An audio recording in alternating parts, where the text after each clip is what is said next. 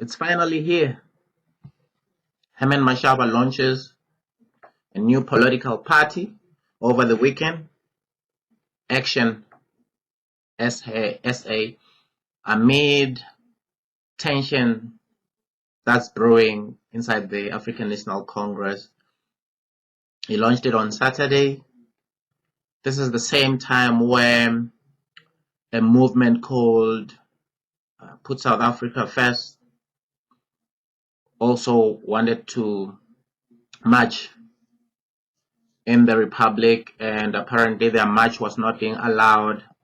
On the other hand, there was a march by bikers against the matter of farmers here in South Africa. So this new political party is different in a sense that out of all the top three political parties, its political idea is different. Its political idea in terms of economics and political philosophy, it's kind of different. It's different from the African National Congress, which is a socialist movement / communist movement. They're allies of the South African Communist Party, which espouses communism, a confused political party as well, because remember the South African Communist Party always says that they are looking for an ultimate socialist society, which is upside down, because you'd have to first start with socialism and then move to communism. And then they also have COSATU, which is a socialist movement, as they term it themselves. And then you have the Economic Freedom Fighters, which is a communist movement. They got their ideas and inspiration from Vladimir Lenin, the communist of the old Soviet Russia, communism which had collapsed and then gave birth to just the Russian Federation. They also have Karl Marx, who plays a very integral part in the Economic Freedom Fighters, because they've drawn the Communist Manifesto's points into the seventh cardinal pillars of the Economic Freedom Fighters. And then you look at the Democratic Alliance. They are a progressive political organization which is confused at the moment. You have the old guards like your Helen Zille, who still espouses your classical liberalism, where they talk about the difference between where they talk about a peasant being able to come up from the bottom all the way up, a bit of protectionism in terms of the economy, where they always decry labor movement as something that stops people from progressing, like individual workers from progressing. And on the other side, you have some / social justice warriors of the DA. Essentially, here in South Africa, as we also always talk about race, you've got the black bloc, so-called DA Black Caucus, who wants to bring in the BE portion or proportion into the equation. Remember, the DA always are not clear in terms of policies when it comes to the black economic empowerment. So you have the Balintuli and the whole crew, which wants to attract black voters, obviously as a huge bloc, which makes sense for any political party to attract that kind of bloc in order to win elections. And so there's a tug of war, and obviously they're a progressivism in their rank. So the new political party here, when it comes to they also have a pointer under social justice. But when you look at all those points under social justice, it's not your social justice warrior thing. I don't know why they've put it up in there, because when you look at it, there's nothing that talks about social justice warrior. So Mashaba obviously came through the scene, right, as a mayor of the city of Joburg, talking tough, and there's a hardliner when it comes to immigration. But he basically talks about illegal immigration, which is a very, very hot topic. Every time someone talks about immigration, most liberals just combine illegal immigration together with legal immigration. So they'll just say, hey, you shouldn't be talking about immigration in that way. You are xenophobic, you are tribalist, and so forth. So Mashaba stuck to his guns when it comes to that. And this message is also resonating a lot with the people of South Africa. Some elements, obviously, are going to have elements of people who are just basically, for a lack of better word, are xenophobic. They just don't like people from outside. They don't want to hear what that issue is all about. They've never read the Immigration Act of South Africa. So there's nothing you can do with such individuals. What does Mashaba talk about now? He is talking about law and order. He's talking about economic development, and he is an unashamed capitalist. He was a chair about the Free Market Foundation. So he's a free market capitalist. He started his business. For those of you who are old enough would remember the Black Like Me hair products. Around that time, it was competing with Shein. So it was Shein, Black Like Me, and Inecto. So he amassed a whole lot of money. He talks about people getting together in this republic across all the racial spectrum, and he gave an example of saying that I started my business with an Afrikaner fellow from Boksburg and an Indian fellow from Lodium, and I am the person who can coalesce, who can come up with a message of unity of all the people of South Africa. When he was giving his speech, he was mainly talking about people in indirect swipe, obviously, to other political party, and saying that there are people who are calling us racist. We are not racist. So he was appealing to all people of different races that this is the home where we can work together in order to move forward. I want to quickly go to the values that Mashaba is talking about here. All right, and racialism is one of the values. And then there's economic prosperity, and then there's social justice, rule of law, electoral reform, quality education, and ethical leadership.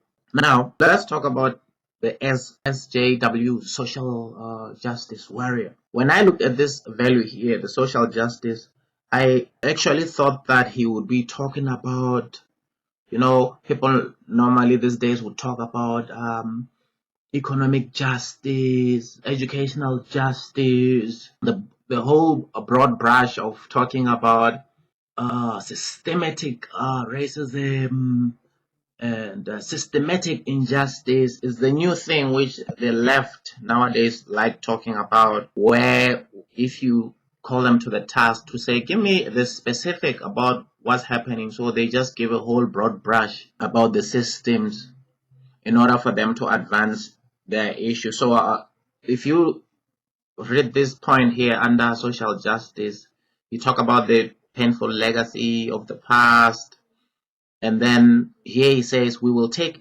action for social justice through a proper governance agenda that will ensure that most vulnerable in our society, the forgotten people, can live a life of dignity. So he doesn't explain as to how this is going to be done. Is it something of another version of BEE that's going to be coming through? But then, in the same vein, he says, land reform must be accelerated.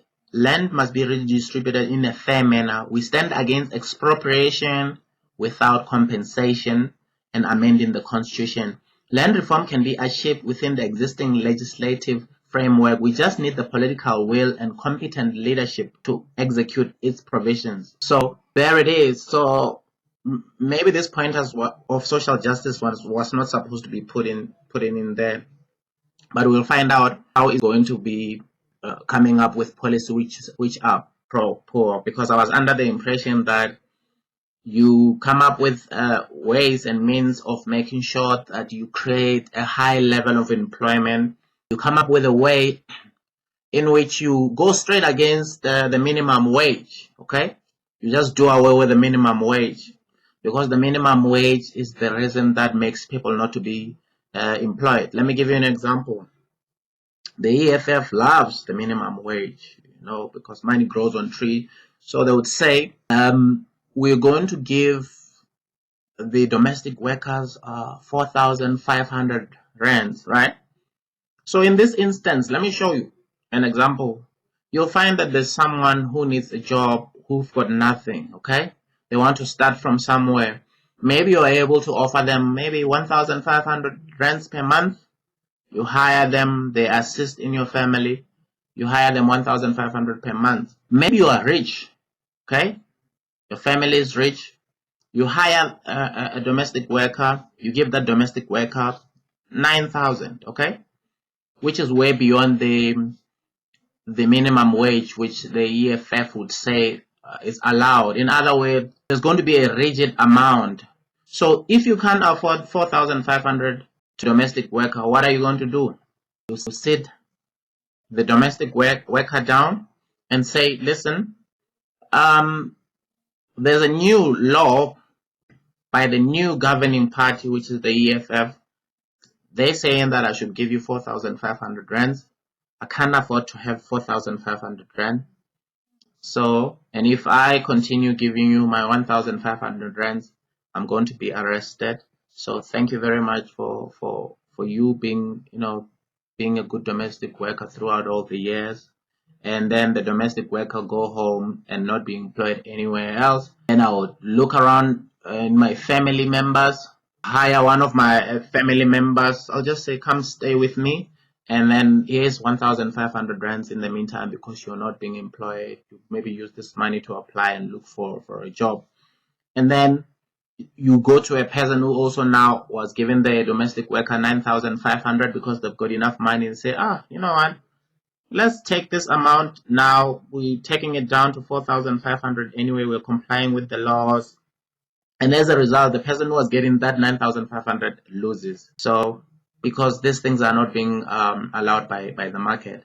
And it's the same thing with companies giving people opportunity to volunteer. When you volunteer, you get an opportunity to be able to get a work experience, and with that work experience that you are getting from being volunteering, then you're able to get a job.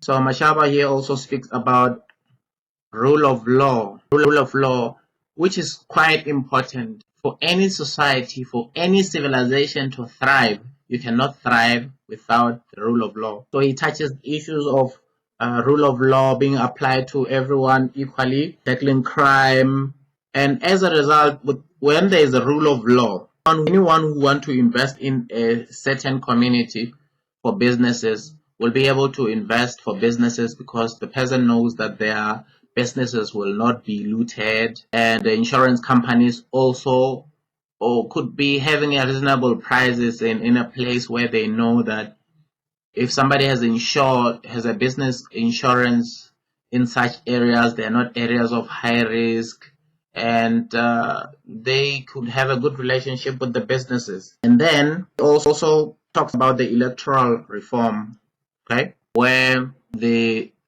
people are going to have a direct vote for the people within their community, as opposed to cater deployment, where they just send you someone from even a different province to come over here and be a councillor in your area. And then the very same councillor doesn't even stay in that same area. They stay in the nearest suburb or the nearest town, and come to visit the neighborhood, and therefore they're not even in tune with the problems and challenges that the community is experiencing in the very same neighborhood. And then he also, under the quality education, he talks about our education system must reach critical thinking and entrepreneurial skills that will empower young people to active participant in the economy. Classroom should never be seen political playground. I guess it wants to say shouldn't be seen as a political playground. We must act as one against the politicization of the education system and break the stranglehold of unions, which are great ideas because we need to have a career guidance. We need to sift through all these curriculums. We need to look at the country and say, these are the skills that are required from here on this 2020 to 2030 in order to be able to lift up our economy, GDP up. And these are the industries that would be very important in the near future. And as a result, these are the curriculums that need to be done in order for these generations that are going to get jobs would then be able to get jobs. In other words, there shouldn't be courses where somebody complete them for the sake of completing them and paying a whole lot of money, and then at the end of the day they sit at home because there's just no place for such courses. Okay, and also an issue of unions. Unfortunately, the ANC is a friend of COSATU, the largest union, and then obviously they've emasculated COSATU because their members of COSATU are in the ANC, some in the NEC, some are members of parliament. So sometimes the union like SATU is unable then to be fighting for the teachers. It starts to fight political battles, and also the government is unable to call it to order. For instance, right now, people like to talk about science and statistics. The science says that kids, right now, the kids' immune system is way super strong, and it's difficult for kids also to be able to spread the communist virus right now to adult folks. So as a result, if there's any age group in the world, in the country, that can be able to go and go to school or be active out there would be the kids. But as a result, the unions are out there making sure that the kids can be able to go to school because the union has power and the ANC cannot be able to rein in the very same union. And the pass mark also now it's been taken down to 30%, of which if you pass matric, you can't then be able to qualify into tertiary institution. Not because you don't get, it's not even 51%, it's not even aspiring to 75% and up.